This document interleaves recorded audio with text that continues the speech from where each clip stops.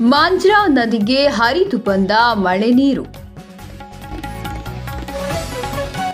ಬಾಲ್ಗಿ ತಾಲೂಕಿನಲ್ಲಿ ಬರುವ ಮಾಂಜ್ರಾ ನದಿಗೆ ನೆರೆ ರಾಜ್ಯದಲ್ಲಿ ರಾತ್ರಿಡೀ ಸುರಿದ ಭಾರೀ ಮಳೆಗೆ ಅಪಾರ ನೀರು ಹರಿದು ಬರ್ತಿದ್ದು, ಮಂಗಳವಾರ ನದಿ ತನ್ನ ಒಡಲು ತುಂಬಿಕೊಂಡು ಹರಿಯಲಾರಂಭಿಸಿದೆ.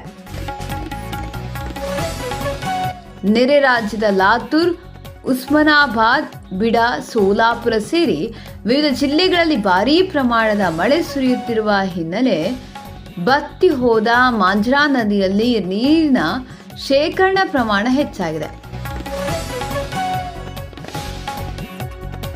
ಹವಾಮಾನ ಇಲಾಖೆಯ ಸೂಚನೆಯಂತೆ ಇನ್ನು 2 ದಿನ ಹೆಚ್ಚಿನ ಮಳೆ ಸುರಿದ್ರೆ ನೀರಿನ ಹರಿವಿನ ಪ್ರಮಾಣ ಇನ್ನೆರಡು ದಿನಗಳಲ್ಲಿ ಮತ್ತಷ್ಟು ಹೆಚ್ಚಾಗುವ ಸಾಧ್ಯತೆ ಇದೆ. ಬರದ ಛಾಯೆಯಲ್ಲಿ ಮುಳುಗಿದ್ದ ಹುಲಸೂರು ತಾಲೂಕಿನ ರೈತರ ಮೊಗದಲ್ಲಿ ಮಂದಹಾಸ ಮೂಡಿದೆ. ಸುಪ್ರಭಾತ ನ್ಯೂಸ್, ವಂಜರಖೇಡ.